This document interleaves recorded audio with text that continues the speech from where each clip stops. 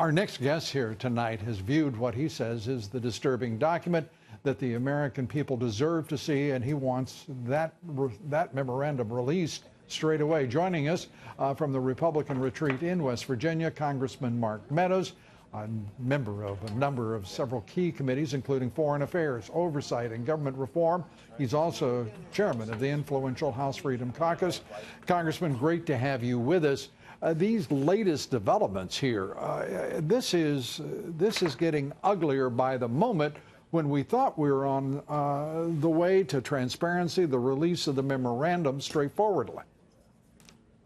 Well, it is getting uglier, Lou, but I think the other part is it's time for transparency for the American people. I've been calling on it, as you know, along with Jim Jordan and a number of my colleagues. But Chairman Nunes has an obligation to inform Congress when there has been FISA abuses. And so all he's doing is following on his constitutional duty to let us know about that. Now, it doesn't surprise me that the FBI is pushing back.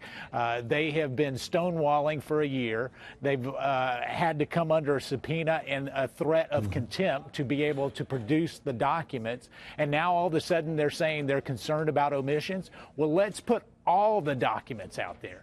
If they're concerned about this 4-page memo, which truly is revealing and the American people should be concerned about, let them judge for themselves. Let's go ahead and put all the documents out there. I don't think they want that either. And so when we're talking about this tonight, this is the thou protestest too much when the FBI comes here. They have grave concerns. I have grave concerns that the kinds of things that I've read about cannot continue, and now is a time for transparency, Lou. I think nearly every American would agree with you. Certainly, I would say all Americans would, but we don't live in that time and age in which we're going to have unanimity of view. You know, Congressman, it strikes me that this is President Trump's director of the FBI now. We're talking about a man put in that job by this president, and he has the, I'm going to say it, the effrontery to go against his president, our president. There is in this government, as you well know, a head of state and a head of government, and in our system of government, he is the same fellow. I am stunned at what we are witnessing from the Justice Department, the ignorance of its actions and the ignorance of the words coming from the head of the FBI. This is stunning, stunning stuff. Well, as Catherine was just reporting, they had the ability, some 90 minutes was actually much longer than it took me to read the memo twice, to go over and said, are there any factual inaccuracies in this memo? My understanding is that indeed they could not find any factual inaccuracies. Right. So now what they're wanting to do is tell the rest of the story so they can spin it their way. It is concerning. I can tell you that for us, we have encouraged our colleagues to support transparency in all regard. I went down and looked at the Democrat memo, and if they will fix some of the inaccuracies in that memo and sourcing problems, I believe we ought to release that as well. This is not a partisan document. This is a document that truly elevates concerns that all Americans should be concerned about. And we are just receiving word from our chief correspondent at the White House, John Roberts, telling us that the new version of the memorandum, as it had been in some ways altered apparently by the White House review, 5 professional members of the FBI were at the White House to meet with the Chief of Staff, John Kelly, and to go through that. Despite Kelly's efforts, John Roberts reports, to allay the concerns from the FBI went ahead and released that statement today, saying that there were omissions and that they opposed the memo's release.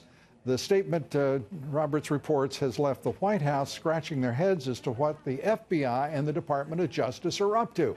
I can make an interjection here and say to you, I can tell you what they're up to. They're trying to cover themselves and their actions up from the view of the American people.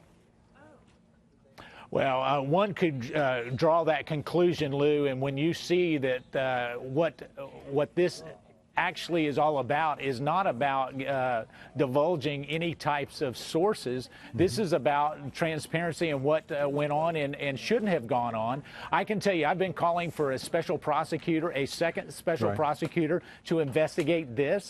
If they're real concerned about anybody putting their hands on the scale or Lady Justice peeking from behind that blindfold, let us go ahead and get a special prosecutor and let them come up with the full transparency. But I can tell you, they haven't been forthcoming, Lou. We have been requesting documents in the Oversight and Government Reform Committee for many, many weeks, and we've gotten less than 2,000 documents of 1.2 million documents. So if they're concerned about omissions, they have part of that responsibility.